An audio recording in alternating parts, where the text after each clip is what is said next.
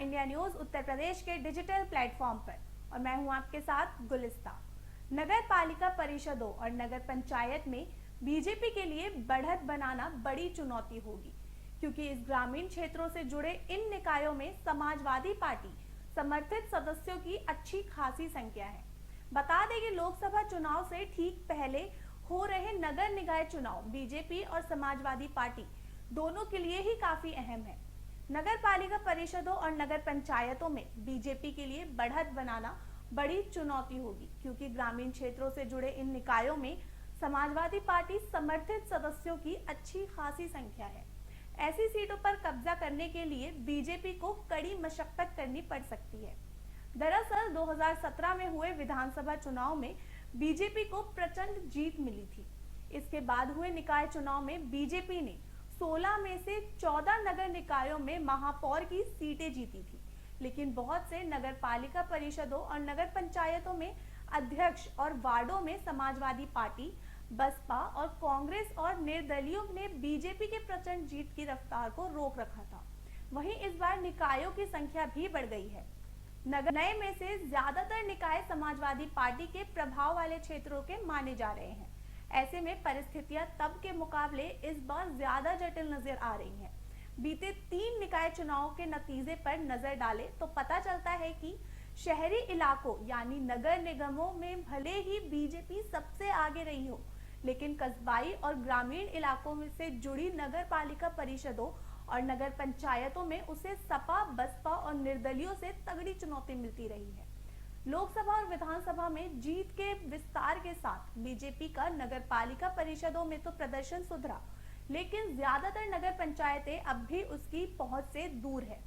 वो भी तब जब 2017 के मुकाबले राजनीतिक समीकरण काफी बदल चुके हैं। खास तौर से मुख्य विपक्षी दल समाजवादी पार्टी के पक्ष में परिस्थितियां भी 2017 के मुकाबले काफी बदलती हुई दिख रही हैं। तब समाजवादी पार्टी के विधायकों की संख्या 47 ही थी।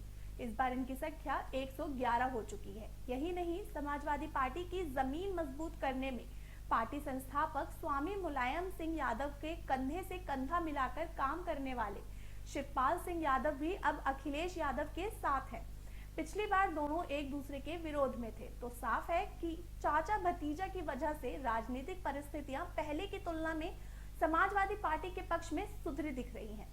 इस बार समाजवादी पार्टी के वोटों में 2017 के निकाय चुनाव जैसा बंटवारा होने की आशंका फिलहाल के लिए कम ही है। साथ ही 2017 के मुकाबले 2022 में ज्यादा संख्या में विधायकों की जीत भी उनके पक्ष के समीकरणों को मजबूत दिखा रही है। कारण ये है कि ये विधायक अपनी राजनीतिक जमीन मजबूत दिखाने के लिए अपने क्षेत्रों में नगरीय निकाय में पार्टी उम्मीदवारों को जीत दिलाने के लिए अपनी पूरी ताकत लगाएंगे। ऊपर से पश्चिमी यूपी और पूर्वी यूपी के कई इलाके ऐसे हैं जहां 2019 के लोकसभा चुनाव और 2022 के विधानसभा चुनाव में समाजवादी पार्टी ने बीजेपी को कड़ी चुनौती दी है।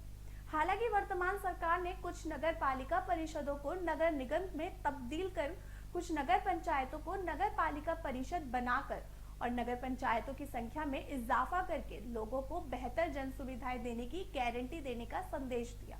ये भी संदेश देने की कोशिश की है कि वो ग्रामीण इलाकों को भी नगरों जैसी सुविधा देना चाहती है।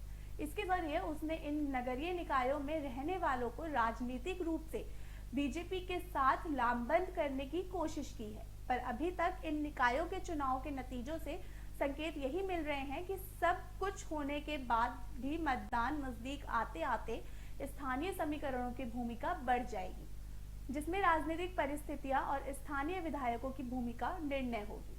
फिलहाल के लिए खबर में इतना ही। और भी खबरों के लिए जुड़े रहिए इंडिया न्यूज उत्तर प्रदेश के साथ। धन्यवाद।